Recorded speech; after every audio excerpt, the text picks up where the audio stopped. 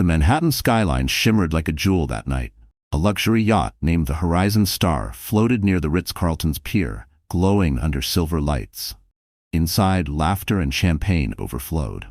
Billionaire entrepreneur Adrian Tran, polished, confident, every camera's favorite face, stood at the center of attention. On his arm was Celeste, the elegant consultant no one dared question. Her red silk dress clung like sin itself, and the media whispered, Adrian's muse. No one expected the woman they'd all forgotten, the pregnant wife, to arrive.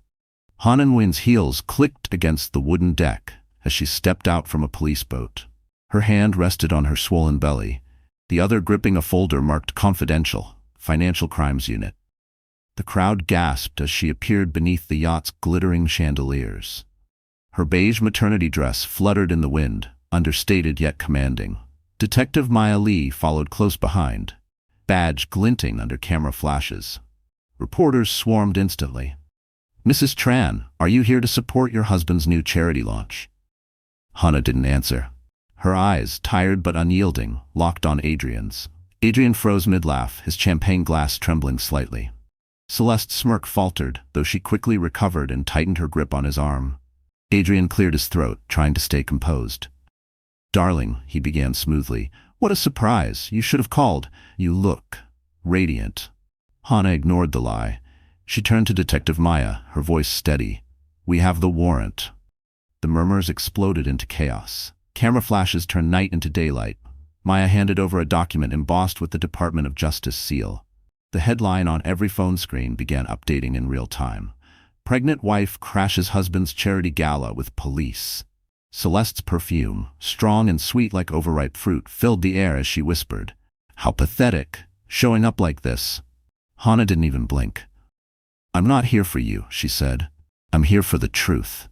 Adrian stepped forward, lowering his voice so only she could hear. You're making a scene. Whatever you think you know, you don't understand how business works. Go home, Hannah, for the baby's sake. Her fingers tightened on the folder. This isn't business, Adrian. This is money laundering, and I have proof. The words hit harder than any slap. Reporters shouted over one another. Maya signaled her team to secure the financial files below deck. Crew members exchanged uneasy glances. Celeste's painted smile cracked. Adrian's jaw clenched. You're out of your depth. Those numbers mean nothing without context. Hannah's calm cracked for the first time. Her voice trembled, but it was not fear. You used my name, Adrian. My credentials. The forensic audit I did before I went on maternity leave. You turned it into your cover-up. A stunned silence rippled through the crowd. The DJ stopped the music. Somewhere in the distance, the faint sound of a police siren echoed. Celeste stepped closer, her tone venomous. You're ruining yourself. Everyone here knows Adrian's foundation saved thousands of children. Children don't need your blood money, Hannah said quietly, and neither does mine. Maya's radio crackled. We found it, a voice reported. The hidden account, Beverly Hills transfer chain confirmed. Adrian's face drained of color. He tried to move, but two officers stepped forward. The tension was suffocating. Celeste's nails dug into his arm, whispering frantically, Do something. Hannah's eyes softened for just a second as she looked at the man she once loved. Then she straightened her shoulders and said, Adrian Tran, your lies end tonight. The crowd erupted, phones raised, cameras recording every second. Somewhere, a drone camera buzzed overhead, broadcasting the scandal live. Adrian leaned close, his voice low, desperate. You're destroying everything. You'll regret this. Hannah looked him dead in the eye. No, Adrian, you will. And then, as officers began sealing off the yacht, Adrian grabbed Hannah's wrist and pulled her into the private VIP cabin, slamming the door shut behind them, leaving the reporters shouting and the world outside waiting to see what would happen next. The heavy door slammed shut, muting the chaos outside. The room was drenched in gold light from a chandelier swaying gently with the ocean's motion. The air smelled of whiskey and betrayal. On the glass table, beside a half-finished bottle of Macallan and a Mont Blanc pen, lay an open contract. Adrian's charity deal, still wet with fresh ink. Hannah's heartbeat pounded in her ears. The folder in her hand felt heavier now. She looked at the man before her, the husband she once admired, the father of the child inside her, and saw only calculation in his eyes. Adrian spoke first, his voice low, almost gentle. You shouldn't have done this here, in front of everyone. You're pregnant, Hannah. You need rest, not scandal. Don't pretend to care, she said quietly, placing the folder on the table. You've been pretending for months. The foundation's donations, the overseas transfers, everything goes through your fake shell companies. I traced every number. Adrian smirked, leaning back against the mahogany bar. You think because you used to work in forensic accounting, you can decode how the world really moves? Grow up, Hannah. Money doesn't disappear, it just changes its name. Her voice trembled, but her will did not. You laundered millions under my credentials, my signatures on those reports. You dragged me into your crimes. He approached, slow and deliberate. You think the police will protect you? They'll protect me. You don't have the full picture. I have enough. His eyes darkened. You really want to destroy the father of your child? That sentence hit her like a slap. Her hand instinctively touched her belly, where the baby kicked softly, as if sensing the storm. You destroyed that yourself, she said. For a moment, silence hung between them. Then Adrian's mask slipped. Do you have any idea what you've done to my reputation tonight? Investors are watching. The board's probably in panic. You'll ruin everything. Hannah shot back. You already did that when you sold your soul for power. He slammed his hand on the table, the Mont Blanc pen rolling off and clattering to the floor. I built this life for you. For our family. You think you'd have that penthouse overlooking Central Park without me? The Dior clothes? The Mercedes? You loved this life as much as I did. Her eyes filled with tears. I loved you, Adrian, not the lies wrapped in luxury. He took a deep breath, his tone turning icy calm. Then listen to me.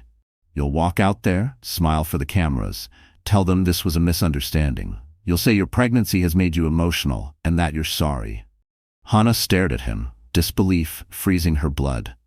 You want me to humiliate myself to save your image?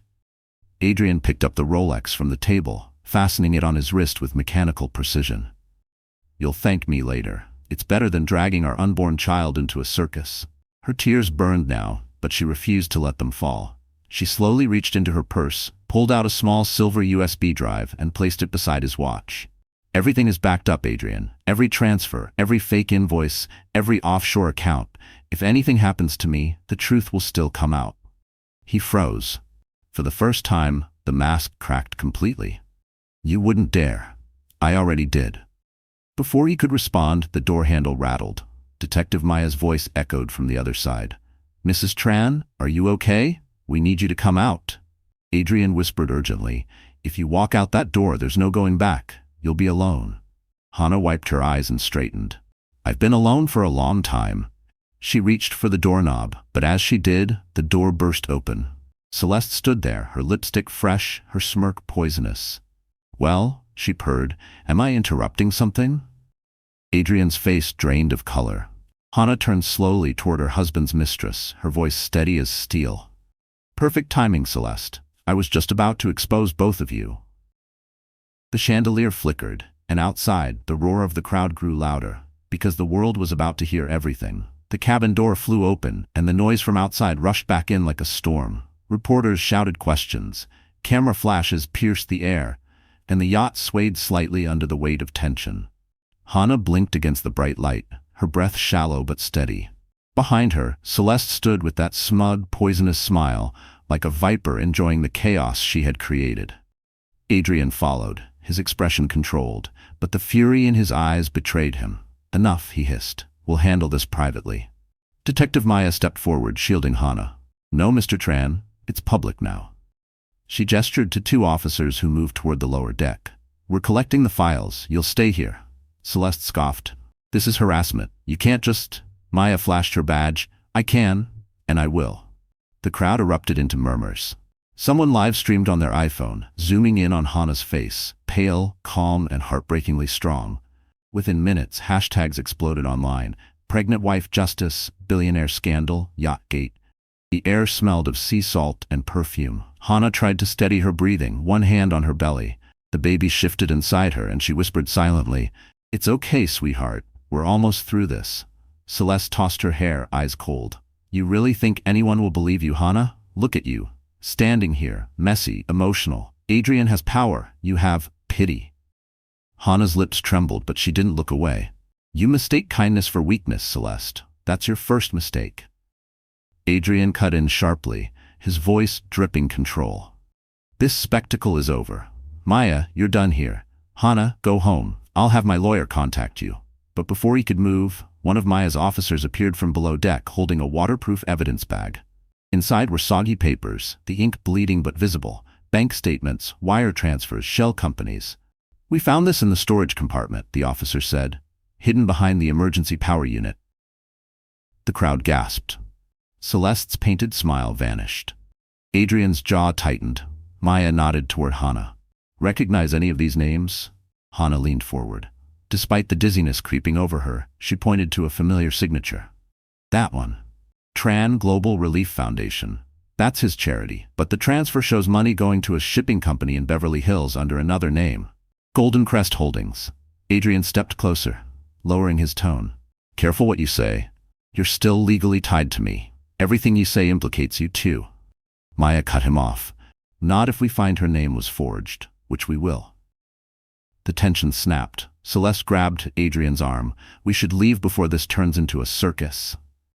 It's already a circus, Maya said dryly, and you two are the clowns. A ripple of laughter rolled through the crowd, quickly swallowed by the click of more cameras. Adrian's PR manager tried to intervene, but reporters shouted louder. Mr. Tran, is your charity a front for laundering money? Mrs. Tran, how long have you known? Celeste, are you his business partner or something else? Celeste's eyes blazed. You're all vultures, she screamed, throwing her champagne glass to the floor. Hana didn't flinch. She stepped closer to her husband and said softly, the truth was never yours to hide. At that moment, thunder rumbled in the distance.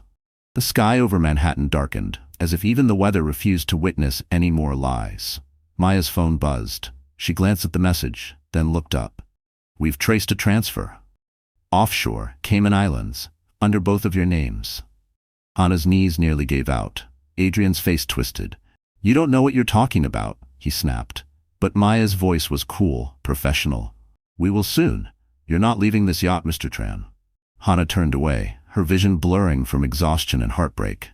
Cameras followed her every move, but she didn't care anymore. She only cared that the truth was finally clawing its way to the surface. As she stepped toward the railing, feeling the wind whip through her hair, her mother's voice echoed in her mind.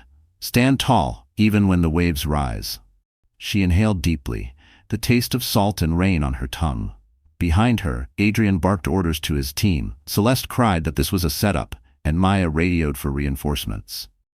And then, just as Hana gripped the railing, one of the crew members shouted, We found another hard drive in the engine room. Maya's eyes widened. Seal the area, nobody leaves.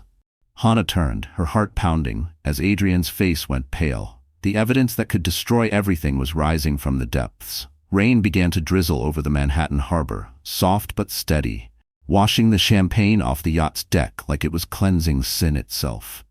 Flashlights flickered below as Detective Maya's team hauled up a small waterproof box from the engine room. The crowd leaned closer. Reporters pressed their cameras against the railing, desperate to capture the moment. The box was cracked open with a metallic screech. Inside lay a soaked ledger book, ink bleeding like veins, and a silver external hard drive sealed in plastic. The rain hit harder now, thunder rumbling above the skyline. Maya turned to Hana. You should see this.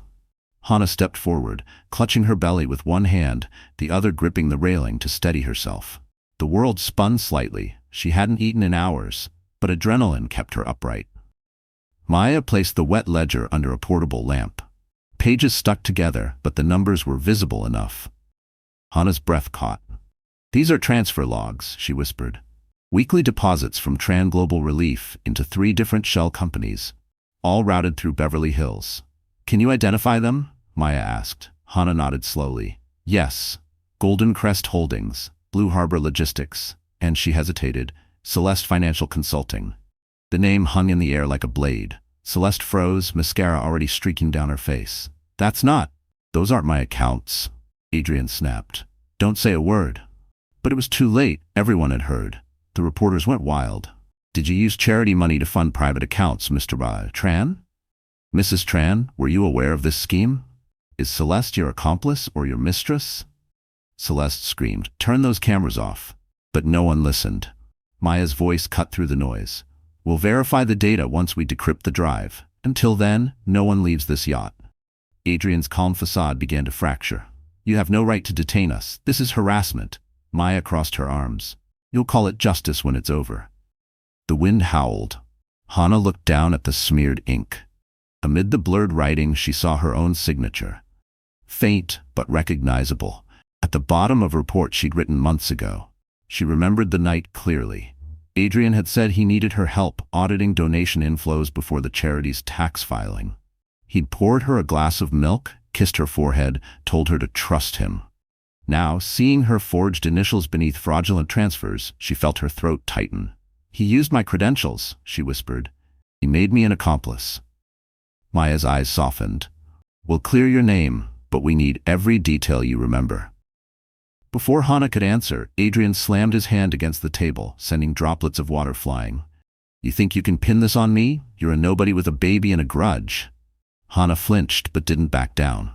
"I'm a woman you underestimated," she said quietly. "That's your biggest mistake." Celeste looked at Adrian with new panic. "You said it was all clean. You said no one would trace it." He rounded on her, voice low and dangerous. "You were supposed to destroy that ledger. You told me it was at the office safe," she cried. "You never said it was on the yacht." Maya lifted her chin. "So you admit you both knew it existed." Celeste's mouth fell open, but no sound came out. The yacht tilted slightly with the waves. Hannah's pulse raced. Somewhere behind her, flashes continued, the media broadcasting her humiliation and her strength to millions. She wanted to scream, to crumble, but she couldn't afford weakness now.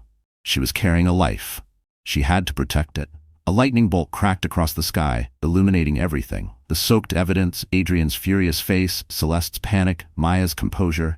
It looked almost cinematic, as if fate itself wanted the truth captured forever.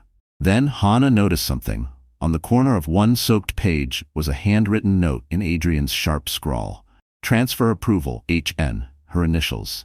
Her fury turned to ice. "You forged my signature," she said softly, "and you forged my name to cover your crimes." Adrian opened his mouth, but she raised her voice for the first time, trembling but loud enough for the cameras to hear. "You betrayed me, Adrian Tran. As a wife, as a woman, as the mother of your child." For a second, everything went silent except the sound of rain. Then, from behind them, one of Maya's officers shouted, "Detective, we've got encrypted files on the drive. Looks like transfers from an IP in Beverly Hills tied to a corporate VPN." Maya's eyes met Hannah's. "You were right." And as the lightning flashed again, Hannah realized this was only the beginning. The storm had just started, and the world was finally watching. The storm had passed, but the damage was done. Morning light crept over the Manhattan skyline, casting a cold glow over the chaos left behind on the yacht. Reporters still lingered near the pier, replaying the footage that had already gone viral overnight. Every major news outlet carried the same headline: "Billionaire caught in charity scandal. Pregnant wife leads police raid." Hannah sat inside the yacht's private lounge, wrapped in a blanket that smelled faintly of sea salt and anxiety. Detective Maya was reviewing the confiscated hard drive on a MacBook Pro, her brow furrowed. "We've decrypted half of it," she said quietly. "It's bad, Hannah. Multiple shell companies, offshore accounts, and fake donation receipts. It all points to Adrian." Hannah looked down at her trembling hands. "How much money?" "Over $40 million in transfers, at least half under your credentials." Her breath caught. The room felt smaller, the air heavier. "He didn't just betray me," she whispered. "He used me." Maya placed a steady hand on her shoulder. "We'll fix this. But I need you to stay calm. Your statement will matter more than anything." Outside, the sound of cameras and reporters buzzed like angry bees. Adrian was being escorted off the yacht in handcuffs for questioning. His lawyer, slick and arrogant, barked at the police. "This is a misunderstanding. My client is cooperating fully." Celeste trailed behind, wrapped in a fur coat that no longer looked glamorous. Her mascara-streaked face appeared on every screen as she shouted, "You can't do this to us. You don't know the truth." Hannah turned away from the window. She didn't want to see them anymore. But her heart still twisted painfully at the sight of the man she had once trusted with her whole life. The door opened. Maya's partner entered, holding a waterproof folder. "Detective, we found something else in the master suite. Handwritten notes, signed by both Tron and Celeste. Looks like payment records." Maya took the folder, scanning quickly. "This confirms it." He created a web of dummy companies, using Celeste as a financial consultant to move funds offshore. Hana leaned back, pressing her hand against her belly. "He was laundering money through charity donations meant for sick children," she said bitterly. He looked into people's eyes and smiled while doing it. Maya gave a sympathetic nod. "I've seen greed destroy a lot of good people, but you have a chance to stand above it. Use this pain to take control." Her words struck deep. For the first time since the nightmare began, Hana felt something spark inside her. Faint but fierce. Control. She rose slowly, adjusting her coat. "What happens next?" Maya replied. "We'll take Adrian in for further questioning, but this case will get ugly. He'll try to shift the blame. He might even say you were involved." Hana nodded. "Let him. I'll tell my truth." At that moment, Adrian was led past the lounge. He looked at Hana, cold, defeated, but still wearing the mask of arrogance. "You'll regret this," he muttered. "When the cameras move on, you'll be the one they destroy." Hana stood tall. "Maybe, but at least I won't be hiding anymore." For a second he hesitated. Then, like a man who had lost his last illusion, he turned away. Celeste followed, muttering something under her breath. Hana caught only one word: stupid. Detective Maya exhaled slowly. "They'll eat each other alive before this is over." The yacht rocked gently as if mocking the calm before another storm. Hana walked out onto the deck, the city skyline glimmering ahead like a new horizon. The reporters surged forward instantly, microphones raised. "Mrs. Tran, do you have a statement?" She looked straight into the flashing cameras, voice steady and clear. "I believed in love. I believed in honesty. But when a lie grows big enough to destroy lives, you don't stay silent. You fight back." The crowd fell silent, stunned by her composure. And then, as she turned to leave with Maya, her phone buzzed. A message appeared from an unknown number. "Be careful who you trust. There's a mole in the investigation." Hana froze, her pulse spiking again. The battle was far from over, and the real danger might be closer than she thought. The city never truly slept, but that night Manhattan felt quieter than usual, as if holding its breath. Hana sat in her apartment overlooking Central Park, lights from the skyscrapers flickering across the glass. She was wrapped in an oversized cardigan, her hair damp from the shower, her face pale but resolute. On the coffee table sat her MacBook Pro, piles of documents, and a cup of lukewarm chamomile tea she hadn't touched. Detective Maya's voice echoed in her head from earlier. "Be careful who you trust." That text message still haunted her. A mole inside the investigation? The thought made her stomach twist. If Adrian had someone on the inside feeding him information, the case could crumble before it even reached court. The apartment door opened quietly. Her younger brother Min stepped in carrying takeout bags. "You didn't eat again," he said softly, placing them on the counter. "You need strength, sis. You're not fighting just for yourself anymore." Hana gave a faint smile. "I'm trying, Min. It's just, there's too much noise, every news channel, every headline. Sometimes I can't breathe." He knelt beside her, taking her hands. "Then breathe with me." For a moment they sat in silence, the city lights painting gold streaks across the floor. Then Hana straightened, her eyes regaining focus. Maya said the encrypted files showed connections to offshore accounts in the Cayman Islands and Beverly Hills. Adrian couldn't manage that alone. He had help from inside the system. Maybe a lawyer, maybe an accountant. Min opened his laptop. "I started tracing IP addresses from the leaked data on social media. There's one that stands out. Every suspicious transaction was uploaded from the same device, a VPN tied to an address on Park Avenue. Guess who owns that building?" Hana's breath caught. "Tran Global Headquarters." "Exactly," Min said. "And there's more. One of Maya's subordinates accessed those logs an hour before they were sealed. His name is on the metadata, Officer Lucas Grant." Her mind raced. If he's the mole, Adrian still has access to the investigation files. He could erase evidence before trial. Min nodded. "Then we expose him first." Quietly, they began working side by side, the glow from their screens illuminating the room. Hana's fingers moved quickly across the keyboard, years of forensic accounting training returning like muscle memory. She cross-referenced timestamps, decrypted fragments, and matched document IDs. Hours passed. Outside, dawn began to paint the horizon pink. Finally, Hannah leaned back, exhaustion heavy in her bones. "We found it," she whispered. Officer Grant accessed the case database and downloaded the evidence inventory right after Adrian's arrest. Min grinned. "Got him." Before Hannah could reply, her phone buzzed. Unknown number again. This time, just one line. "You're in over your head. Walk away before it's too late." Her stomach dropped. "He knows," she said, her voice trembling. "Adrian knows we're digging again." Min's face hardened. "Then we move faster." She nodded, gathering her papers. "We'll meet Maya first thing in the morning. We can't confront her in text. If Grant's monitoring communications, he'll know." At sunrise, Hannah finally lay down, hand on her belly, whispering to her baby, "I promise I'll protect you." Her eyes fluttered shut, exhaustion overtaking her. But peace didn't last long. The sound of footsteps echoed faintly outside the apartment door, soft, deliberate, then silence. Min froze, eyes narrowing. He motioned for Hannah to stay quiet and moved toward the peephole. Nothing. He waited, heart pounding. After a few tense seconds, he opened the door just an inch. The hallway was empty, except for a small, brown envelope on the floor. Hannah picked it up with shaking hands. Inside was a single photograph, her and Maya, taken from across the street earlier that day. On the back, scrawled in neat handwriting, "Trust no one." Hannah's heart thundered in her chest. She looked at Min, voice barely above a whisper. "He's watching us." Min closed the blinds, locking the door behind him. "Then let him watch," he said. "Because this time, we're not hiding." And as the first light of morning touched her face, Hannah realized the battle was no longer just legal. It was personal, and the next move had to be hers. Morning spilled through the curtains like liquid gold, but Hannah felt none of its warmth. Her apartment was now both a refuge and a battlefield. On the coffee table, files and flash drives were scattered between half-empty coffee cups. Min sat cross-legged on the rug, headphones on, eyes glued to his laptop screen. He looked up.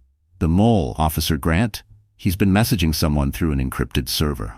Guess where it leads?" Hannah leaned forward, exhausted but alert. "Where?" "Adrian's private office on Park Avenue, the same IP pattern we found last night."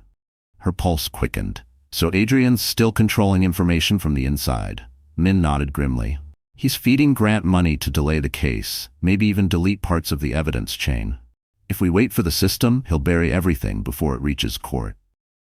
Hannah rubbed her temples. "Then we don't wait, we go on the offensive." He frowned. "What do you mean?" She stood, determination cutting through her fatigue. "We make him reveal himself. We feed him something he can't resist, a trap." Min's eyes widened. "A honeypot?" "Exactly." By noon, Hannah sat at a corner table in the cafe across from the Plaza Hotel, her laptop open to an encrypted file titled Project Elysium. The name sounded grand, secretive, perfect bait for a man addicted to power. Inside the file was nothing but scrambled text and fake references to unreleased offshore accounts. Maya arrived quietly, sliding into the seat across from her. "You look like you haven't slept in days." "I haven't," Hannah admitted, "but I think I know how to find the mole. We upload this file to the case server, under restricted access. Only a few people, Grant included, will see it. If he leaks it to Adrian, we'll have proof." Maya nodded slowly. "Risky, but it could work. I'll clear it with my captain." "No," Hannah said quickly. "We can't risk another leak. The fewer people who know, the safer it is. You and me, Min will monitor from our end." Maya studied her for a long moment, then smiled faintly. "You're tougher than you look." Hannah's reply was quiet but firm. "I've had to be." They walked out together, the city humming around them, taxi horns, espresso machines, the endless rhythm of Manhattan. To the world, Hannah looked like any other woman trying to hold her life together. But beneath her calm surface, a storm brewed. That evening, back in the apartment, Min's monitors glowed with digital code. "Upload complete," he said. "The system registered Project Elysium as restricted evidence. Let's see who bites." Minutes passed. Then an alert flashed red. "Access detected. Officer Grant just opened it." Hannah's heartbeat quickened. "Track it." "He's forwarding the file through a secondary server. Wait, he's sending it to an address ending in tranholdings.com. That's Adrian's corporate domain." Maya, listening on speakerphone, cursed under her breath. "We've got him." Hannah stared at the screen, the proof glowing in front of her. For the first time in weeks, she felt power returning to her hands. But victory came with fear. If Adrian realized he'd been baited, he could retaliate, fast and vicious. "Download the logs," she said. "We need to back everything up before he notices." Min's fingers flew across the keyboard. Done. Multiple copies, encrypted twice. Suddenly, the apartment lights flickered. Hannah froze. The sound of her refrigerator humming faded, then returned. "That wasn't just a power surge," Min murmured. "Someone's probing our Wi-Fi." Her phone buzzed immediately after, a message from an unknown number. "You think you're clever? Watch the news tonight." The TV clicked on automatically. The remote untouched. On screen, a breaking headline appeared. Anonymous source alleges pregnant wife fabricated evidence to frame billionaire husband. Hannah's world tilted. Her knees buckled and she gripped the table. "He's fast," she whispered. "He's already fighting back." Maya's voice came through the speaker. "Don't panic. We'll counter this. Stay where you are." Hannah inhaled sharply, regaining her balance. "No. If he wants a war, he'll get one." She turned to Min. "Tomorrow morning, we go to the plaza. Adrian's hosting a press dinner to control the story. That's where we'll make our move." Min nodded, eyes fierce. "You sure you're ready?" She looked toward the window, the skyline shimmering like a battlefield. "I wasn't ready when he betrayed me," she said softly. "But I'm ready now." Outside, lightning flashed again over the city, and Hannah knew. The next time she faced Adrian, there would be no turning back. The next evening, Manhattan's night sky gleamed like black glass, reflecting the fever of scandal running through the city. Cameras crowded outside the Plaza Hotel, their lenses aimed at the grand marble steps where Adrian Tran's press dinner was set to begin. It was supposed to be a charity event to restore his image, but everyone knew it was a performance, a desperate attempt to spin the narrative. Inside the hotel's ballroom, crystal chandeliers glittered over tables dressed in white linen. Waiters floated by with trays of champagne, the air filled with fake laughter and whispers of disgrace. Hannah stood across the street, watching through the glass. She wore a simple black dress, elegant, professional, unadorned. Her hair was pulled back, her makeup light. It wasn't the glamour of a betrayed wife, it was the armor of a woman ready to finish what she started. Min adjusted the tiny microphone pinned under her collar. "Audio's clear," he said through her earpiece. "Maya's team is in position." Hannah nodded, gripping her clutch tightly. Inside it was a small flash drive, containing the logs they had captured, including Grant's transfer to Adrian's office. Proof that Adrian had manipulated evidence, bribed an officer, and used his foundation as a laundering front. She exhaled slowly. "Let's end this." Crossing the street, she entered the ballroom, the murmur of shock rippling through the crowd as her presence registered. The pregnant wife who had humiliated a billionaire was back, uninvited. Adrian stood at the front of the room, near a Tiffany blue backdrop with the words, "Tran Global Relief, New Beginnings." He was immaculate as always, wearing a tailored navy suit and his signature Rolex. Celeste lingered nearby, her smile brittle under the harsh lights. Adrian's voice caught mid-sentence when he saw Hannah. His jaw tightened, but his smile stayed fixed.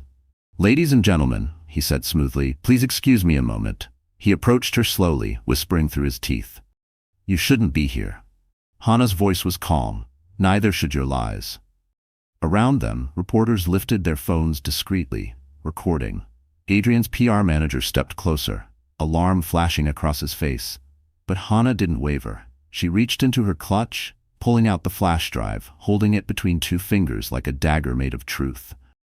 "This," she said evenly, "is proof that your so-called charity is nothing but a front. Every donation, every transfer, every bribe, it's all here." The crowd gasped. Adrian laughed, a sharp, hollow sound. "You're unbelievable. Still chasing your delusions, Hannah? Tell them, dear, how your evidence came from your brother's illegal hacking. Tell them how desperate you are for attention." Hannah's chest tightened, but she stood firm. "Go ahead. Lie again. But maybe you should tell them about Officer Grant, the one you paid to destroy the real evidence." For the first time his mask cracked. "You don't know what you're talking about." "Oh, I do." Her voice rose just enough for the microphones to pick it up. "You used my credentials to forge reports. You laundered millions under fake foundations. And when you got caught, you tried to silence me with threats." Reporters surged forward, flashbulbs exploding like gunfire. Adrian's PR team scrambled, trying to control the scene, but the story was already out of their hands. Maya appeared at the back of the ballroom with 2 officers. Her voice carried above the chaos. "Adrian Tran, we have new evidence linking you to obstruction of justice and bribery of a federal officer. You're under arrest." The entire room froze. Adrian spun, fury burning through his calm facade. "You set me up." Hana met his gaze. "No, Adrian, you set yourself up." Celeste backed away, pale as marble. Adrian lunged toward Hana, his voice breaking. "You ruined me." She didn't flinch. "You did that when you forgot who you were." The officers restrained him as flashes and screams filled the ballroom. Celeste sobbed into her hands. Maya handed the flash drive to a technician and nodded to Hana. "It's over," Maya said softly. But Hana shook her head, her eyes glistening. "No, it's just beginning." Because as the cameras followed Adrian being led away, Hana knew this story wasn't just about revenge. It was about reclaiming every piece of herself he'd tried to erase. And as the crowd parted, she walked toward the exit, her head high, while the city outside roared with the sound of justice finally catching up. The night after Adrian's arrest, the city pulsed with noise. Every news station played the same footage. Adrian Tran, the billionaire philanthropist, being led away in handcuffs while his pregnant wife stood silent under a rain of camera flashes. The headlines were merciless. From charity to corruption, the rise and fall of Adrian Tran. But inside Hana's apartment, silence reigned. The adrenaline had faded, replaced by exhaustion. She sat by the window, watching the distant glow of Times Square. Min scrolled through his phone. "You've gone viral again," he said, forcing a weak smile. "Half the internet's calling you a hero. The other half thinks you destroyed a man out of revenge." Hana didn't answer. "Revenge," she murmured. "They think this was revenge, but I just wanted to survive." She looked down at her belly. The baby kicked gently, as if reminding her there was still something pure left in her world. "He's going to fight back," she whispered. "Adrian always does." Min turned serious. "He can't do anything now. He's behind bars." Hana shook her head. "Men like him never stay behind bars for long." She was right. The next morning, Maya called. "You should sit down for this," she said grimly. "Adrian posted bail overnight. He's out." Hana's grip on the phone tightened. "How?" "Private bondsman. The man's connections are endless. But there's something else. You should know he's holding a press conference tonight. He's claiming you framed him to steal his company." Hana felt her chest tighten. "He's rewriting the story." "Yes," Maya said, "and he's good at it." Hours later, Hana watched the conference unfold on her TV. Adrian stood behind a row of microphones, hair slicked, suit immaculate. His voice carried that same smooth charm that once fooled her. "My wife," he said, "is struggling with severe prenatal stress and emotional instability. I won't blame her. Pregnancy is difficult. But I will not allow false accusations to destroy my company's legacy or the people who depend on it." The reporters murmured. Adrian looked straight into the camera, his tone turning soft, almost pitiful. "Hana, if you're watching this, please, stop. Let's handle this privately for the sake of our child." Hana's eyes burned. "For the sake of our child," she repeated bitterly. Now he remembers he's a father. Min slammed his laptop shut. "We can't let him spin this. The evidence is real." "He doesn't care about truth," Hana said, standing. "He cares about the spotlight. So let's use it." That afternoon, she called Maya and Grace, her lawyer friend. Together, they crafted a plan. If Adrian wanted to perform in public, she'd make sure the world saw the whole play. By evening, they arrived at a local TV station that had requested an exclusive interview. Hana walked in calmly, wearing a white dress that glowed under the studio lights. Her belly was visible, strong, a symbol of resilience, not weakness. The host began gently.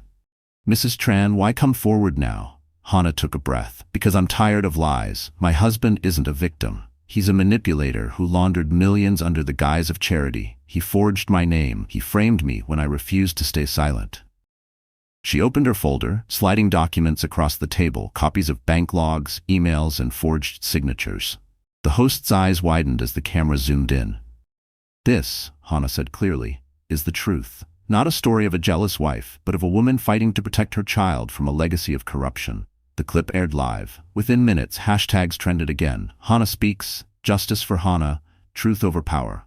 At that same moment, across the city, Adrian watched from his penthouse, rage twisting his face. He hurled his glass against the wall, whiskey splattering across the marble. "She thinks she can humiliate me?" he growled. "She has no idea who she's dealing with." Celeste, sitting nearby, whispered, "Maybe you should let it go, Adrian. It's over." He turned, eyes blazing. "It's not over until she's destroyed." Back in the studio, as the interview ended, Hannah stood and looked straight into the camera one last time. "To every woman who's been silenced, who's been told she's too emotional, too weak, I want you to know, strength doesn't mean never breaking. It means standing up after you've been broken." The audience erupted in applause. And outside, beneath the neon glow of the city that had once watched her crumble, Hannah stepped into the night, feeling something she hadn't felt in a long time: power. But deep down, she knew Adrian's next move was coming, and this time, it would be far more dangerous. Rain lashed against the windows of Hannah's apartment like a warning from the sky. The air was thick with tension. News channels replayed her interview non-stop, her face appearing on every screen, every phone, every feed. Support poured in from women around the country, mothers, wives, daughters who saw their own stories in hers. But underneath that wave of praise, Hannah felt the dread growing. Adrian had gone quiet. And when Adrian went quiet, it never meant surrender. It meant strategy. Min paced the living room, his phone pressed to his ear. "Grace says Adrian filed a defamation suit," he said. "He's demanding $10 million in damages and claiming you leaked classified financial data. It's a joke, but it'll keep the headlines going." Hannah rubbed her temples. "He doesn't want justice, he wants control. He's trying to bleed me through the system until I give up." Before Min could answer, her phone buzzed with a new message from an unknown number. "If you think the truth protects you, look behind you." She spun around. Nothing. Just the soft hum of the city beyond the glass. Maya called seconds later. "We traced a black SUV parked near your building since morning. Could be one of Adrian's private security units. Don't go anywhere alone." Hannah nodded silently, glancing down at her swollen belly. "He won't stop, will he?" "No," Maya said, "but neither will we." That evening, Hannah and Min met Maya in a small diner in Midtown. Neutral ground, far from luxury hotels or corporate offices. The rain had eased, but the city still glistened with reflections of red taillights. Maya placed a folder on the table. "We've found new evidence," she said quietly. "Grant's bank account received a second wire transfer, yesterday morning, from a holding company Adrian set up last year in Singapore. He's still paying him." Hannah's eyes hardened. "Then the bribery never stopped," Maya nodded. "If we can prove that Adrian is tampering with witnesses or manipulating law enforcement, he'll lose his bail and go straight back to jail." Min leaned forward. "So what's the plan?" Maya's lips curved slightly. "We let him think he's winning." The next day, Hannah's defamation case hit every major paper. Adrian's PR team spun it perfectly, a grieving husband trying to protect his family's legacy from false allegations. Stockholders began doubting. Online trolls flooded Hannah's social media with hate comments, calling her manipulative, crazy, unstable. At first, it hurt. Then it only fueled her resolve. Grace called from her office. "The court of public opinion may be against you, but the real court isn't. We just need one final piece, proof that Adrian bribed Grant after his arrest." Hannah sat in silence for a moment, her gaze fixed on the skyline. "Then we give them what they need to hear." That night, she appeared again on live television, this time for a short, unexpected statement. Her tone was calm, her words simple. "I've been accused of destroying a man's reputation," she said. "But reputations are built on truth, not lies, and the truth is coming." Across town, Adrian watched the broadcast from his penthouse, fury simmering beneath his perfect composure. Celeste hovered nearby, restless. "She's baiting you," she whispered. "Don't let her drag you down again." But Adrian smiled darkly. "Oh, she wants a war? Let's give her one." The next morning, Hannah woke to chaos. The front page of every tabloid screamed the same headline: "Adrian Tran's wife under investigation. New evidence suggests she faked financial records." Her breath caught. "He flipped it," she whispered. "He turned everything around." Min rushed in, pale. "Someone hacked into our drive. They uploaded a doctored version of the files, with your name as the origin." The room seemed to close in around her. For a moment, Hannah couldn't breathe. He planted evidence. Again. Maya called almost immediately. Don't panic. We'll trace the signature. It's digital forgery, and it can be undone. But Hana, whatever happens next, you can't break. He's pushing you to collapse. Hana stared out the window, rain streaking down like tears she refused to shed. Her reflection looked different now. Not the frightened woman who boarded that yacht weeks ago, but someone carved from pain and purpose. She took a deep breath. He wants me to fall apart, she said softly, so I'll do the opposite. I'll rise. And as thunder rolled across the skyline, Hana promised herself one thing. The next time she faced Adrian, it wouldn't be as his wife, but as his reckoning. 2 days after the forged documents hit every news outlet, Hana's world teetered on the edge of collapse. The phone wouldn't stop ringing. Reporters, lawyers, even relatives calling to ask if it was true. Her apartment felt smaller by the hour, every wall closing in with the weight of doubt. She sat on the couch, pale and sleepless, staring at the glowing headlines on her iPhone. Pregnant wife caught faking evidence against billionaire husband. Min slammed his laptop shut. This is insane. He's got half the media on his payroll. They're running his lies like gospel. Hana pressed a trembling hand to her forehead. He's not fighting the case anymore. He's fighting my reputation. He knows if he destroys me, no one will believe anything else. Just then the buzzer rang. Min went to check the door, but Hana stopped him. Wait, she whispered. Her instincts had sharpened since all this began. Through the peephole, she saw a woman in a trench coat holding an envelope. When Hana cracked the door, the woman spoke softly. Mrs. Tran, I work with Henry Pham. He said you'd want to see this. Henry Pham, the chairman of the charity foundation Adrian had used for laundering. Hana's pulse quickened. She took the envelope. Inside was a flash drive and a short handwritten note. He came to me. He wanted the ledger gone. I kept a copy. Hana looked up, but the woman had already vanished down the hall. Min booted up his computer and inserted the drive. Dozens of scanned files appeared, original transaction logs, signed and timestamped by Henry himself. The digital trail was clear. Adrian had forged Hana's name after moving money through the foundation's offshore accounts. Hana's breath trembled. This could clear everything. Min nodded. We need Maya, now. They met later that afternoon in a small cafe off Madison Avenue. Maya, exhausted but sharp, studied the drive. If this is real, it's the missing piece we needed. Henry Pham's statement carries weight. He's respected in the financial world. But, Hana said, if Adrian finds out Henry helped me, he'll destroy him. Maya looked up. Then we move before Adrian realizes what we have. We'll deliver this directly to the federal prosecutor in the morning. As they left the cafe, Hana spotted a black car idling across the street. A man in sunglasses sat behind the wheel, pretending to read a newspaper. Her stomach clenched. Min, she whispered, we're being watched. They ducked into a side alley. Maya kept her voice calm. He's monitoring you. He knows you're about to make a move. Hana's voice hardened. Then let's make it count. That night, back at the apartment, she couldn't sleep. Every sound, the elevator, the hum of traffic, made her heart race. She sat by the window, writing in her notebook. Not for the media, not for court, but for her unborn child. When you're old enough to understand, she wrote, know this. Truth costs everything, but lies cost your soul.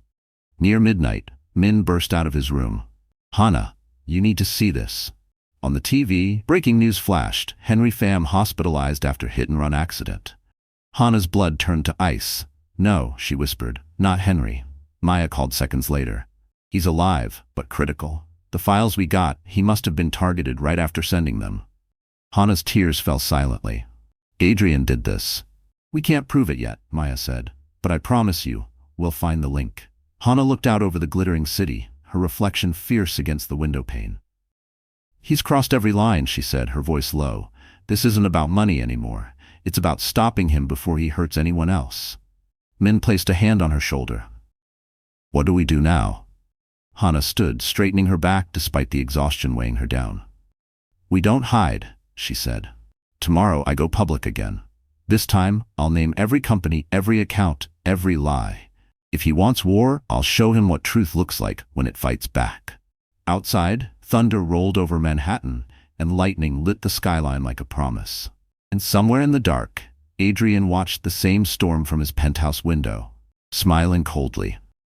Because he had one final move left to play. Dawn broke over Manhattan, gray and heavy, as if the sky itself braced for the storm to come. Hana stood in front of the mirror, fastening the small diamond necklace her mother had given her years ago. It wasn't for vanity, it was armor. A reminder that strength could come from grace. Her reflection looked different now. No longer the fragile wife hidden behind her husband's empire, but a woman sharpened by fire. Min hovered near the door, pacing nervously. "Are you sure about this?" "Yes," she said quietly. "If I don't speak now, everything Henry risked his life for will vanish. Adrian wins if I stay silent." Maya's voice came through the speakerphone. "We're ready. The press conference starts in 20 minutes. The prosecutor's office has already verified the files from Henry's drive. They're authentic. We just need to control the narrative before Adrian twists it again." Hana took one last look at her apartment, the crib in the corner, the ultrasound photo on the fridge, then whispered to herself, "For you, my baby, for your future." Then she stepped out into the cold morning light. The press conference was held at the courthouse downtown. Reporters swarmed the steps like seagulls, cameras flashing, microphones thrust forward. Maya guided Hana through the chaos, shielding her from shouted questions. Inside, under the high marble ceiling, Hana faced the podium. Her hands shook as she adjusted the mic.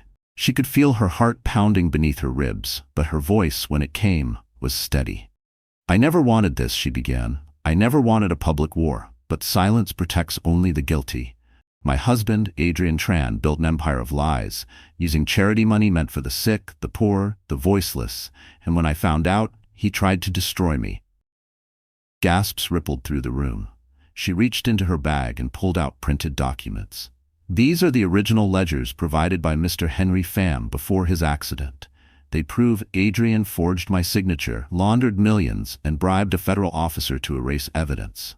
He didn't just break the law, he broke every human boundary of decency." A murmur spread among the reporters. Camera flashes lit her face like lightning. One journalist shouted, "Mrs. Tran, are you accusing your husband of attempted witness tampering?" Hana looked straight into the lens. "I'm not accusing him, I'm proving it." The statement detonated across every live feed. Within minutes, social media erupted. Justice for Hana, Adrian exposed, Henry Pham truth. Outside, rain began to fall, a soft cleansing drizzle that felt almost symbolic. As the conference ended, Maya pulled Hana aside. "You did good," she said. "The prosecutor just called. They're reopening the case and moving to revoke Adrian's bail." For the first time in weeks, Hana exhaled fully, her shoulders loosening. Then maybe Henry's sacrifice wasn't in vain. But her brief relief shattered the moment they stepped outside. A sleek, black SUV screeched to a stop across the street. Two men in suits stepped out, scanning the crowd. Maya's instincts flared. "Get back inside," she ordered. Before they could move, one of the men shouted, "Mrs. Tran, we need to talk. Urgent legal matter from your husband's counsel." Maya blocked their path. "She's done talking to him." The men hesitated, then retreated, but Hana saw it in their eyes. This wasn't over. Adrian's reach extended beyond courts and cameras. That evening, the city buzzed with chaos. Adrian's legal team denied everything, accusing Hana of fabricating stories to gain sympathy. His statement aired on TV while Hana sat in the dark, her hands folded protectively over her belly. Min entered quietly. "They're calling you every name they can think of, but people are starting to see through it. You've got half the country behind you now." Hana nodded slowly. "Half is enough." She turned off the television, the screen fading to black.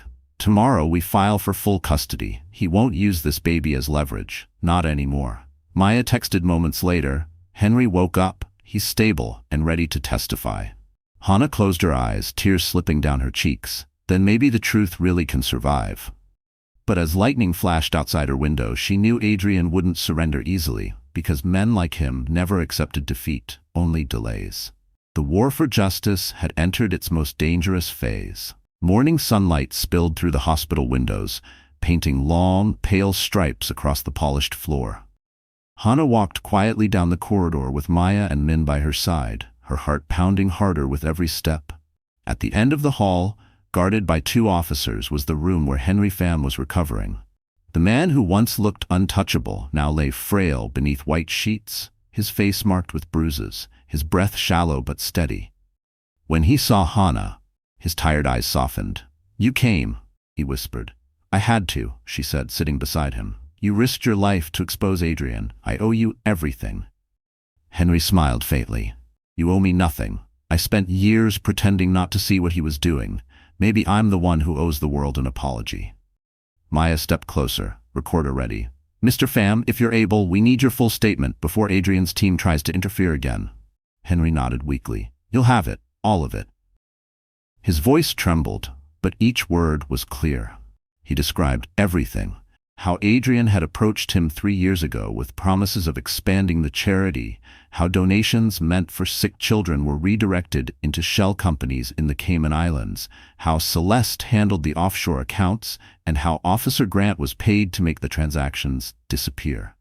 He told me it was harmless, Henry said, that the money would come back into the foundation once he rebalanced it through investments. But I knew it was wrong. And when your wife found out, he looked at Hannah. He panicked. He forged her signature to make it look like she approved the transfers. Hannah's hands shook. He used me to clean his crimes. Henry nodded. And when I tried to stop him, the threats started. He said he'd ruin me, ruin my family, if I ever spoke. Maya leaned forward. Do you believe Adrian was behind your accident? Henry's gaze drifted toward the window. I don't believe. I know. The room fell silent.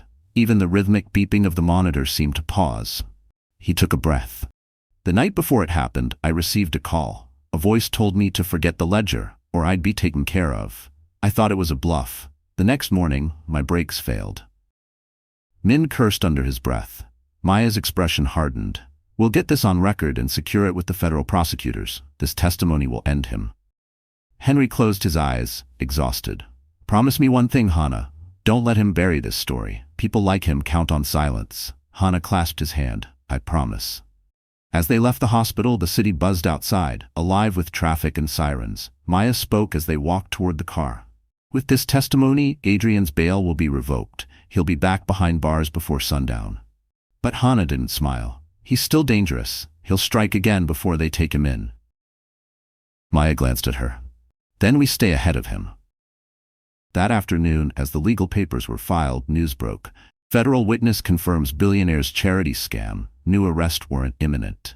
Adrian's world was collapsing. Inside his penthouse, Adrian watched the news in silence. Celeste stood near the window, trembling. They're coming for you, Adrian. You need to leave. He didn't answer. Instead, he poured himself a drink, swirling the amber liquid slowly. Leaving would make me look guilty. You are guilty, Celeste whispered. He looked at her coldly. Don't forget, you're in this too. Her voice cracked. Not like you. I never wanted anyone hurt. Adrian laughed bitterly. Spare me the conscience. We both know you enjoyed the power. She backed away, fear flickering across her face. What are you going to do? He turned toward the skyline, his reflection sharp in the glass. If I'm going down, I'm not going alone. That night, as Hannah prepared dinner in her quiet apartment, her phone buzzed again. A private number. She hesitated, then answered. A familiar voice, low and calm, spoke on the line. You think you've won, Hannah? You have no idea what's coming next. Her blood ran cold. Adrian? A pause. Then chillingly, enjoy your peace while it lasts. The line went dead. Hannah stared at her phone, her hand trembling. Min rushed in, alarmed. What happened? She swallowed hard, forcing herself to breathe. He called. He's planning something. Maya's text arrived seconds later. Adrian's disappeared. He didn't show up for his bail hearing. Hannah's voice broke the silence, filled with both fear and fire. Then the storm isn't over. It's just begun. And as night fell over Manhattan, lightning split the sky again. This time not as a warning, but as a declaration that the final reckoning was on its way. Rain swept across Manhattan again, turning the streets into mirrors of blurred headlights and neon signs. It had been 3 days since Adrian vanished, and every hour that passed made Hannah's nerves tighten like a wire about to snap. Federal agents searched airports, train stations, and border checkpoints. But deep down, Hannah knew. Adrian wasn't running. He was hunting. She sat in her apartment surrounded by documents, exhaustion carved into her face. Her mother, Mrs. Lan, was staying with her now, cooking soup and humming softly to fill the silence. You can't keep working like this, Guy, her mother said gently. The baby feels everything you feel. Hannah tried to smile. I know, Mom. I just need to see this through. Min entered, carrying his laptop and 2 coffees. "I've been tracking Adrian's digital footprint," he said, setting the drinks down. "He's been offline for 72 hours. No credit card, no trace, but there was a ping this morning. A security camera near the East River picked up a black car registered to Tran Holdings." Maya's voice came over the speakerphone. "We think he's hiding in one of his safe properties, possibly the warehouse he used for transferring luxury goods. We're moving in tonight." Hana felt a chill. "You're going after him?" "We have to," Maya said. "If he's still trying to destroy evidence, this is our only chance." Hana wanted to say no, to beg them to stay back, but she knew better. "Then I'm coming with you." Maya hesitated. "Absolutely not. You're 7 months pregnant." "I'm also the reason this started," Hana said firmly. "I need to see it end." That night, under a gray sky heavy with rain, Maya's team parked near the East River docks. The warehouse loomed like a sleeping beast. Steel doors, no lights, silence except for the wind slicing across the water. Hana stood just outside the car, her coat pulled tight, her breath visible in the cold. Min and Maya flanked her. "Stay close," Maya warned. "If anything happens, you run." The team entered through a side door. Inside, the warehouse was dimly lit by a single flickering bulb. Stacks of crates towered in the shadows. The smell of oil and damp wood filled the air. Then, a sound, a soft metallic click. Maya froze. "Someone's here." A figure stepped out from behind a stack of crates. Adrian. His suit was rumpled, his face pale but calm, eyes gleaming with something dark and dangerous. "Hello, Hana," he said quietly. "You finally decided to see me." Hana's pulse roared in her ears. "You shouldn't have come here." He smiled. "You mean I shouldn't have let you corner me? You think you've won because you got Henry to talk? Because you turned the cameras against me? You don't understand. None of this ends with a courtroom." Maya raised her gun. "Don't move, Adrian. You're under arrest." He ignored her, taking one slow step toward Hana. "I loved you," he said softly. "You were supposed to be my partner, my equal, but instead you chose to destroy me." "You destroyed yourself," Hana replied. Adrian's expression flickered, pain cutting through his arrogance. "You think truth makes you strong? It only makes you a target. When they're done cheering for you, they'll forget your name, and I'll still live in their minds." He reached into his coat, and Maya's team instantly lunged forward. A struggle broke out, echoing across the metal walls. Hana stumbled back, gripping her belly as chaos erupted. A gunshot rang out, sharp and deafening. Silence followed. Adrian fell to his knees, clutching his side. The weapon clattered to the floor. Maya shouted for backup, her voice distant through Hana's ringing ears. Hana stared at him, trembling. He looked up, eyes filled with something between hate and heartbreak. "You win," he whispered, "but you'll never forget me." She knelt beside him, tears streaming down her face, not from pity but from the unbearable weight of everything they'd lost. "I already have," she said. The officers stormed in, securing the scene. As they led Adrian away, his blood trailing like the last thread of his empire, Hana turned toward the open door. Rain poured over her face as she stepped outside, gasping for air, feeling the tension of years dissolve into something new. Maya joined her, hand on her shoulder. "It's over." Hana looked toward the horizon where dawn began to break. "No," she said softly. "It's beginning again." And as the first rays of morning cut through the storm clouds, Hana felt it, not fear, not pain, but rebirth. For the first time in years, she could finally breathe. The morning after the warehouse raid, Manhattan seemed quieter, as if the city itself was exhaling after a storm that had raged for too long. Adrian was back in federal custody, heavily guarded at Mount Vernon Detention Center, awaiting trial on multiple charges: money laundering, bribery, attempted witness intimidation, and obstruction of justice. For Hana, the nightmare was finally slowing, but peace didn't come easily. She woke in her apartment to the soft hum of the city and the smell of jasmine tea. Her mother stood by the window, watching the sunrise. "You look better," Mrs. Land said gently. "I slept," Hana murmured, surprised to realize it was true. She hadn't slept peacefully in months. Her brother Min sat at the dining table, surrounded by stacks of paperwork. "Maya just texted," he said, holding up his phone. "The prosecutors want you to testify next week. They said your statement could be the final blow." Hana sipped her tea, steadying herself. "I'll be ready." The baby kicked, and she smiled faintly. "He's calm this morning," she whispered. Min grinned. He knows his mom's stronger than ever. Later that afternoon, Hannah met Grace, her lawyer friend, at the River Cafe, the same place she had once confronted Celeste months ago. The air was crisp, the Brooklyn Bridge arching proudly above them, sunlight reflecting off the East River. Grace looked relieved. "You made it through the worst, Hannah. Not many people could have survived what you did." Hannah shook her head. "Surviving isn't the same as healing, but I'm learning." Grace smiled. "And you've become a symbol. Every talk show wants to interview you. Advocacy groups are calling. You could build something bigger out of this." Hannah looked out at the water, the ripples sparkling like tiny mirrors. "I don't want fame. I want purpose, maybe a foundation, something to help women who've been controlled or silenced like I was."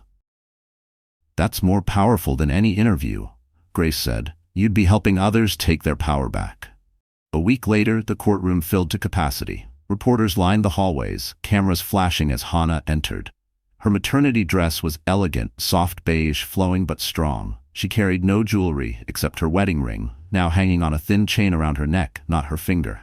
Adrian sat at the defense table, thinner, colder. His gaze met hers briefly. No more anger, no more charm, only defeat.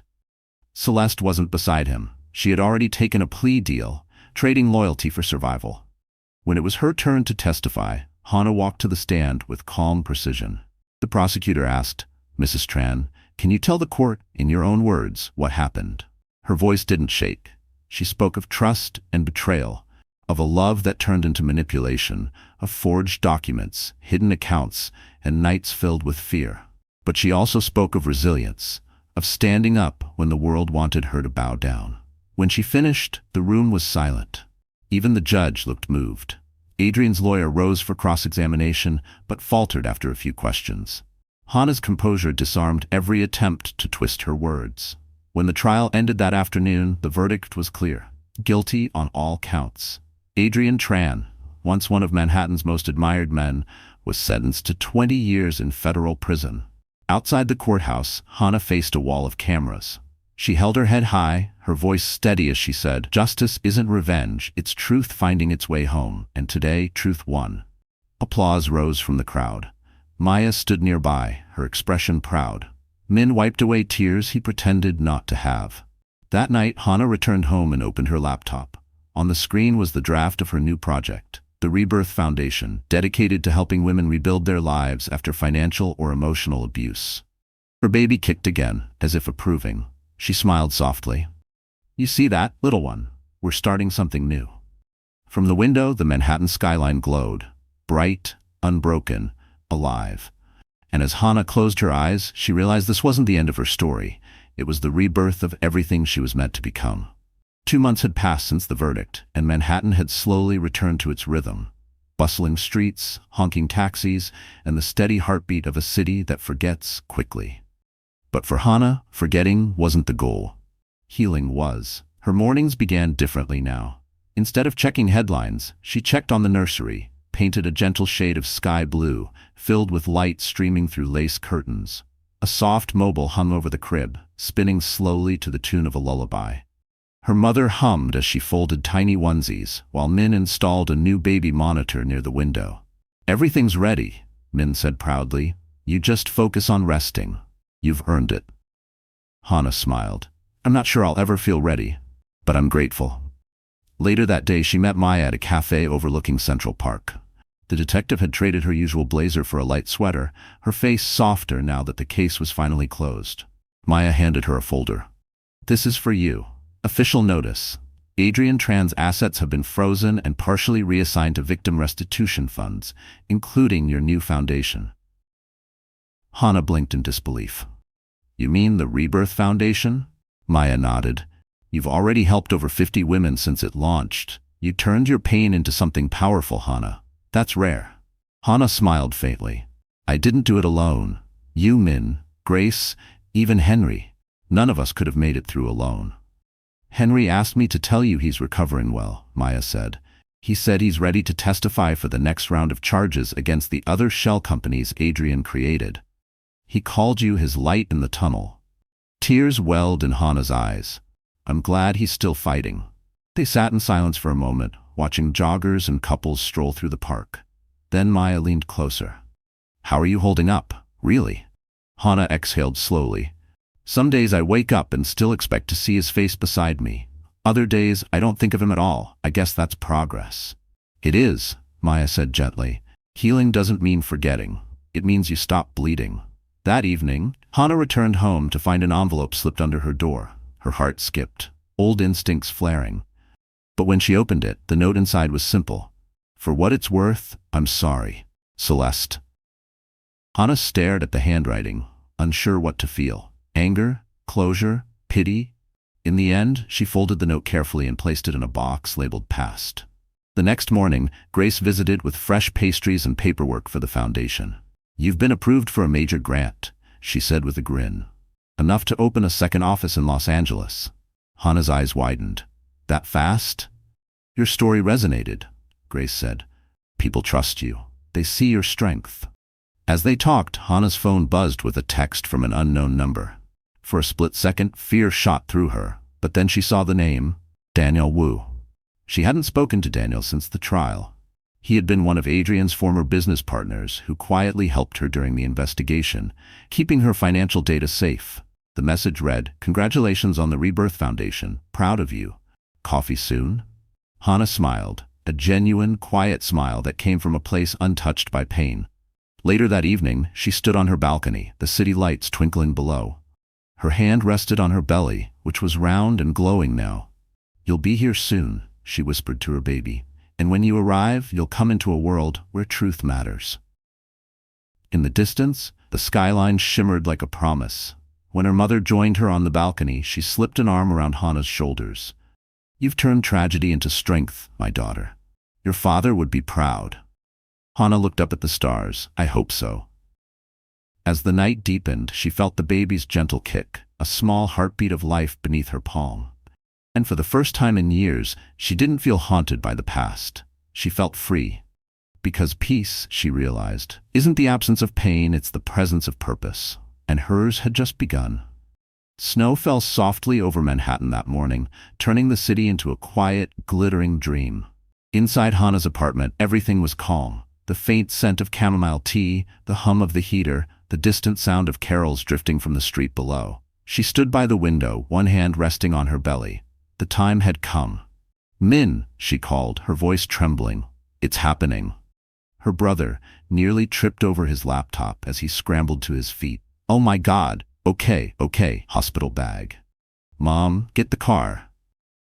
Mrs. Lan rushed out of the kitchen, wiping her hands on her apron, her voice rising in a mix of panic and joy. Finally, my grandchild is ready. Hana laughed through the pain, clutching her stomach as another contraction hit. He's definitely ready. They arrived at Mount Sinai Hospital just as the snow began to thicken. The city outside disappeared into white silence, but inside, the maternity ward buzzed with life. Nurses moved quickly, guiding Hana into a private delivery room. Maya appeared moments later, breathless but smiling, still in her detective's jacket. You didn't think I'd miss this, did you? Hana managed a weak laugh. You caught criminals. I'm about to catch a miracle. Hours passed. Between contractions, Hana's mind wandered.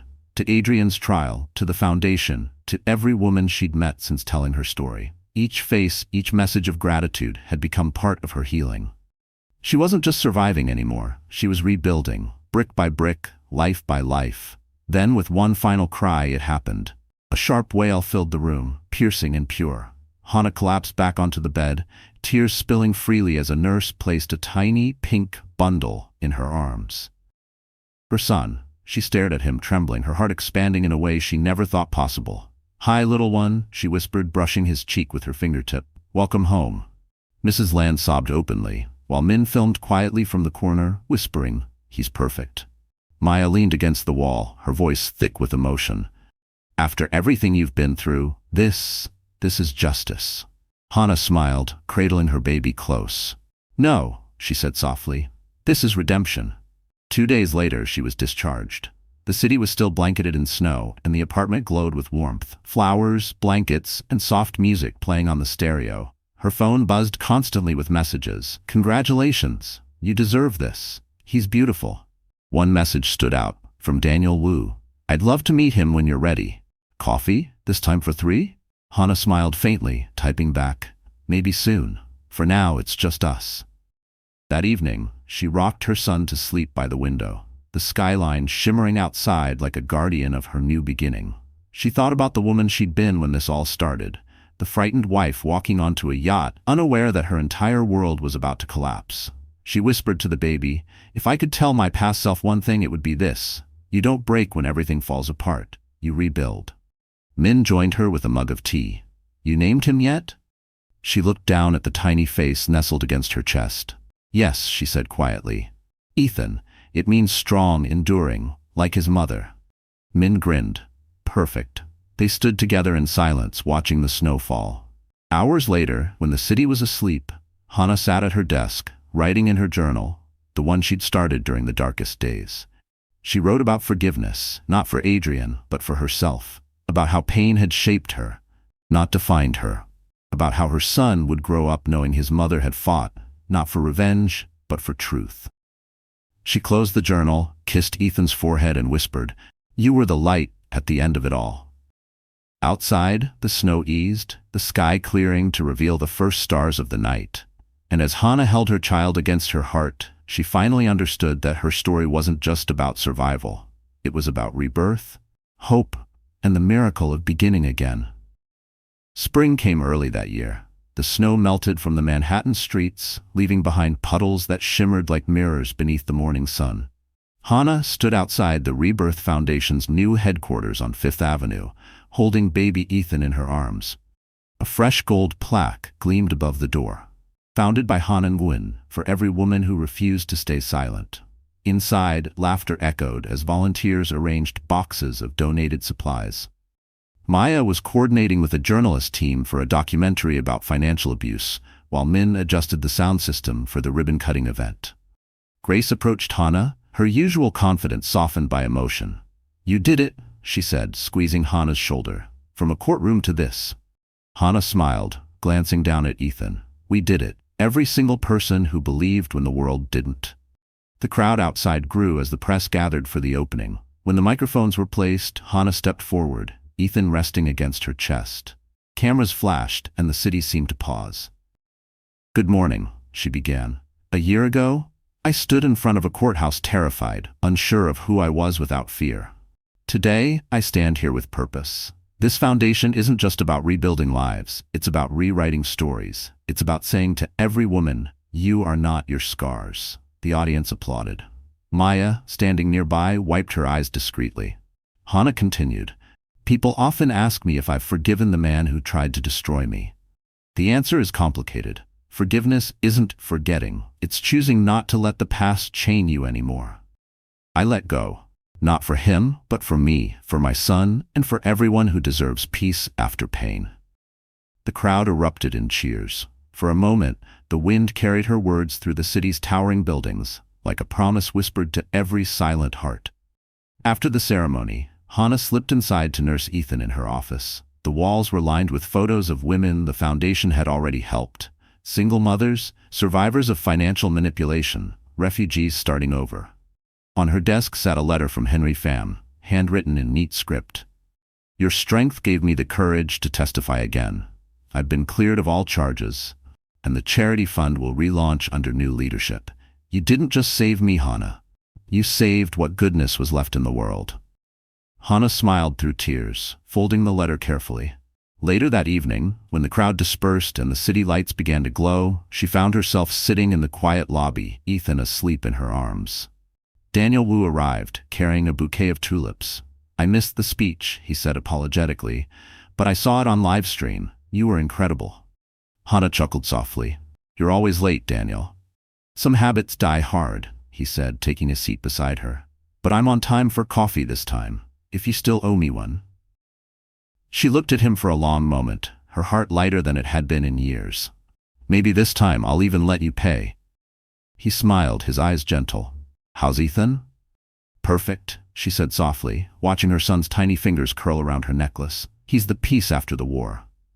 Daniel nodded. "You deserve peace, Hannah. And happiness, too." They sat in silence, listening to the faint hum of the city beyond the glass doors. For once, there was no urgency, no fear, just stillness. When Daniel left, Hannah stood by the window, watching Fifth Avenue shimmer with lights. She pressed a kiss to Ethan's forehead and whispered, "The world hurt us, but we survived. And now, we build something better." Her mother's voice called from behind her, "Dinner's ready. Your favorite, pho with extra basil." Hannah turned, laughing softly, "Coming, Mom." As she walked toward her family, the lights of New York stretched endlessly beyond the glass, a city reborn just like her. She looked down at her son, who stirred in her arms, his eyes fluttering open for a moment. "You see that?"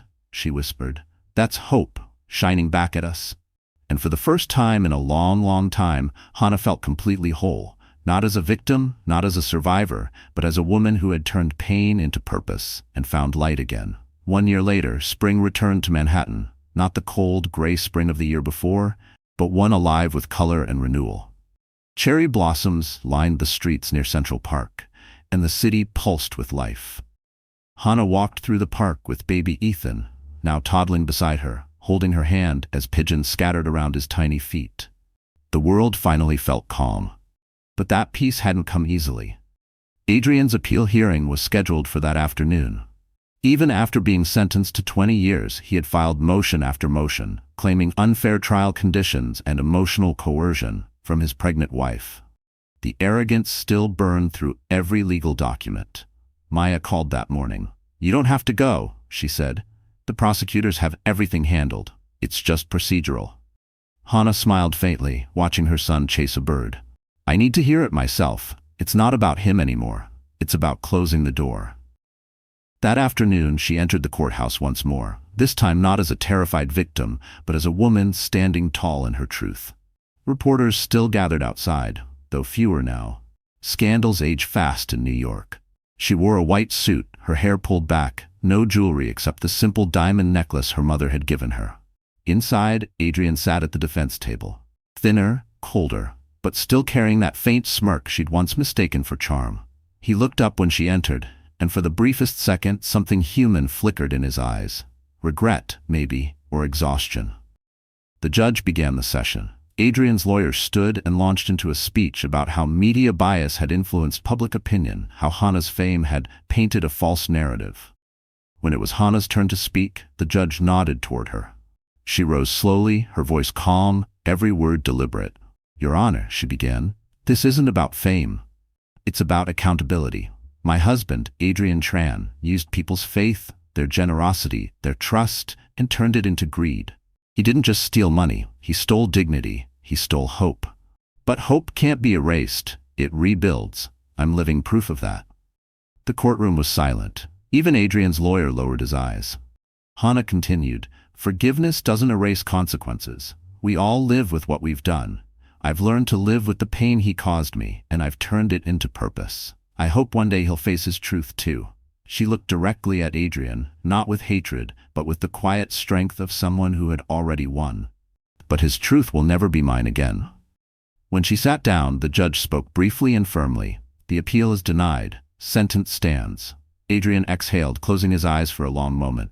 When he looked at her again, the smirk was gone. He mouthed one word, "Sorry." Hannah didn't reply. She simply nodded once, stood, and walked out. Outside, the air felt different, lighter. The city sounds returned, the traffic and laughter and life swirling around her like a song. Maya joined her on the courthouse steps. "It's really over now," she said softly. "Yes," Hannah replied, "for good." That evening, she returned home to the Rebirth Foundation's new office. Ethan sat on the floor with crayons, scribbling on a piece of paper. When he saw her, he squealed, "Mommy," and ran into her arms. Min peeked out from his desk. "So? What happened?" "It's done," Hannah said simply. "He's gone." Min grinned. "Then it's time to celebrate." Her mother entered from the kitchen carrying a cake. On top, written in chocolate, were the words, "To new beginnings." They gathered around the table, family, friends, and a few of the women the Rebirth Foundation had helped over the past year. Laughter filled the room, real and full, not the nervous laughter of survival, but the joy of freedom. Later, after everyone had left, Hannah sat by the window with Ethan asleep in her lap. The city lights sparkled below, reflecting in her eyes like stars. She whispered, "We made it, little one. We're finally free." Her phone buzzed with a message from Daniel. "Proud of you always. Dinner next week?" She smiled. I'd like that. For the first time in years, Hana didn't feel like she was rebuilding from ruins. She was building forward, stronger, steadier, brighter. And as she looked out over the Manhattan skyline, she understood that justice wasn't about punishment, it was about peace. And peace, finally, was hers. Summer painted Manhattan in gold. The streets shimmered under the afternoon sun, and the air buzzed with life. Street musicians, laughter, the scent of roasted chestnuts. Hana walked along the river promenade, Ethan's tiny hand in hers. The breeze tugged gently at her white dress, and for the first time in years she felt nothing chasing her. No headlines, no whispers, no fear. Just peace. It had been 2 years since that night on the yacht, the night everything fell apart and began again. Adrian's name was now a footnote in financial textbooks, a cautionary tale about greed. Celeste had moved abroad under a new identity. Henry's foundation flourished again under honest leadership. And Hana's creation, the Rebirth Foundation, had expanded to 5 cities, helping hundreds of women find their independence. That afternoon, she arrived at the foundation's annual gala, its first since Adrian's downfall. The event was held at the plaza, the same place where he once tried to manipulate her in front of the cameras. But tonight, the light belonged to her. The ballroom gleamed with soft gold hues, fresh orchids, and the sound of a live jazz band. Maya greeted her near the entrance, elegant in a navy gown. "Look at this place," she said, shaking her head. "From evidence rooms to ballrooms. You did it, Hana." Hana smiled. "No, we did it. You, Min, Mom, Grace, everyone who refused to let me drown." Min appeared with a glass of sparkling cider. "And to think you once said you'd never attend another gala again," he teased. Hana laughed softly. "I guess I needed to reclaim the memory." As the evening unfolded, stories were shared. Survivors who had rebuilt their lives, mothers who had opened businesses, students who had returned to school. Hana listened with tears in her eyes. Every woman in that room was a reflection of her journey, proof that pain could grow into power. Later, Grace took the microphone. "Ladies and gentlemen," she announced, "tonight we honor the woman whose courage started it all. Hana Nguyen, founder, survivor, mother, and light to so many." The room erupted in applause. Hana stepped onto the stage, her heart pounding, not from fear but gratitude. She took a deep breath and began. "I once thought survival meant silence," she said, "that if I endured quietly, the pain would fade. But silence only feeds injustice. The moment I spoke out, everything changed, not just for me, but for the women who came after me. I realized that power doesn't come from money or influence, it comes from truth." She paused, looking out over the sea of faces, each one glowing with hope. The Rebirth Foundation exists because no woman should ever feel alone in her struggle. We rise together, rebuild together, and live without fear. This isn't the end of my story, it's the beginning of ours.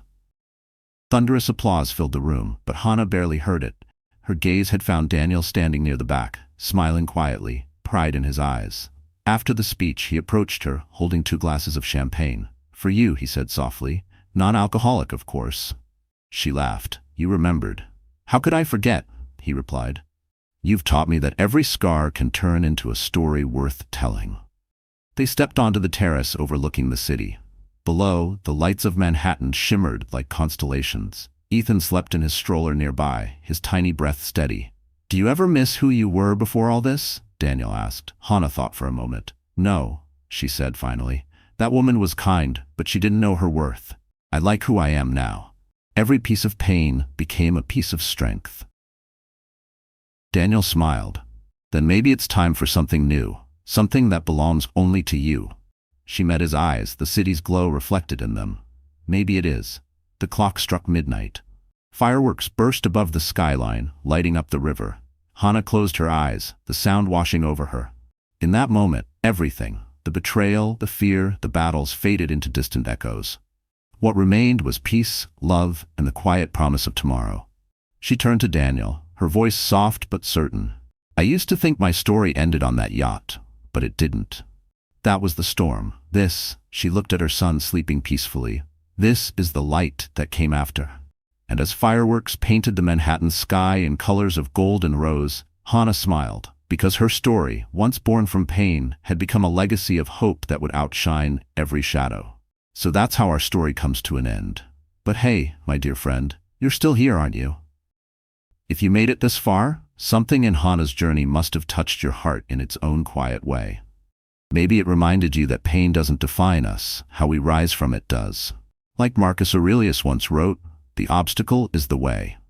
Every wound, every heartbreak can become the path towards strength, clarity, and peace. If you're going through something right now, take a deep breath. Healing is never instant, but it's always possible. You are stronger than you think, and your story is still being written. If this message reached you, give this video a like, share it with someone who needs hope tonight, and don't forget to subscribe, because together, we're learning how to turn pain into power, one story at a time.